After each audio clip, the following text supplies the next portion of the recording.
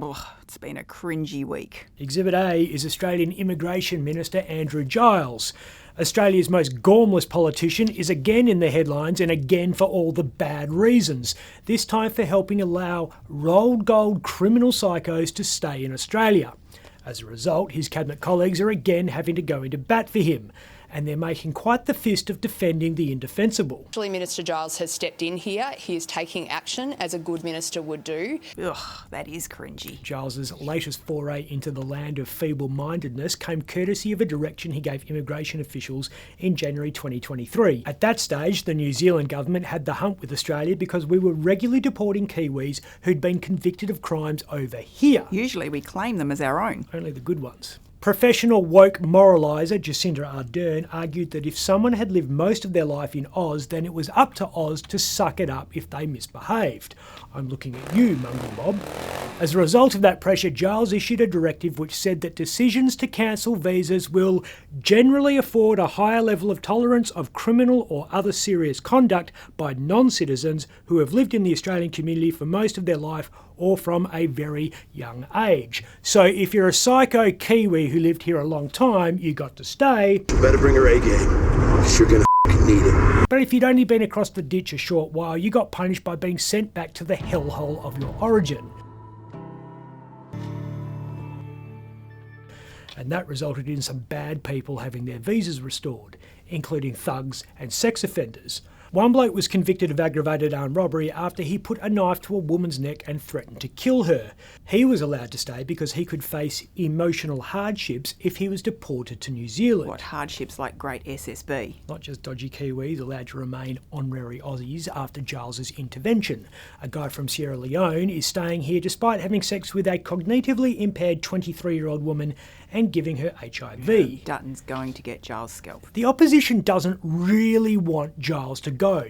They don't want this wound cauterised. They want the blood to flow like a Tarantino film. They'll use the Paul Keating playbook. Because I want to do you slowly.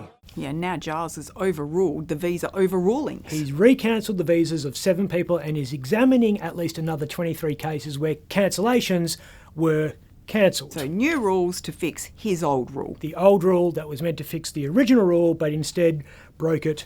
Goodera. Albanese's backing him for now. The new directive will ensure that the protection of the committee outweighs any other considerations. I will be updating Ministerial Direction 99, as the Prime Minister has just said. Order.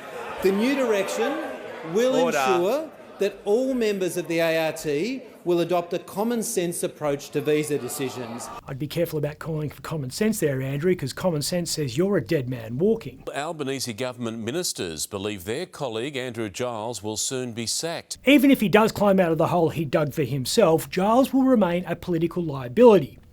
The problem is, Andrew just loves asylum seekers, has done since he acted for the passengers aboard the Tampa. And as the ABC's chief political correspondent went to great lengths to remind us, Australians hate people who aren't from here. No xenophobia for Andrew Forrest. Now, this is cringy. Australia's climate crusader has been sprung in Paris enjoying a cheeky snog with someone we were told was Morocco's energy minister. More steam than a lamb and couscous tagine there, Andrew. Watch out for the lethal humidity, mate. She kind of denies everything. Maybe it wasn't her. Maybe it wasn't a kiss. Could have been a dental exam. Layla Benali says it was defamatory to suggest she pashed Andrew Forrest, which is pretty offensive for Andy when you think about it. Regardless of who it was, nobody likes PDAs by old people, but it's especially gross when the recipient of the affection is papped in a moment she looks like she's in a headlock. I doubt his ex cares. Nope.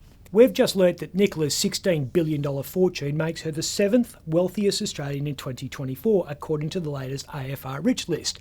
That's one spot above Twiggy and means the Fortescue Metals Group Supremo and green hydrogen fantasist is pipped by 2 women that hate his guts. Well done, Nicola. $16 billion in the bank, plus she will never again have to breakfast with a man who reads fake newspapers whilst consuming enough fresh berries to challenge even the most committed duck.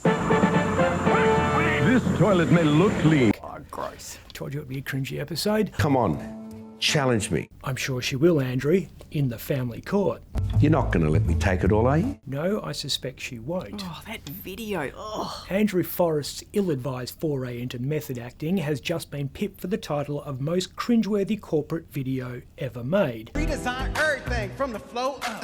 Customize your workspace and make it your own. Ooh, now you making magic when you up in the zone. That's a rap vid promoting graphic design for dummies company Canva. So you can chase your dreams and do what you do. Hey, that's really great and incredible. True. The usually effortlessly cool duo of Melanie Perkins and Cliff Obrecht, who are Andrew and Nicola's neighbours on the rich list, tried to make corporate promotion dope. I'm with it. I'm hip. And in doing so, proved it's never good to try to be down with the kids when you actually aren't.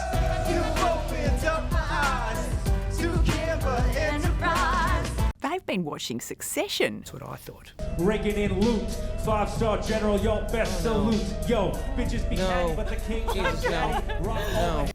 Now that's cringy. I'm Ben Harvey.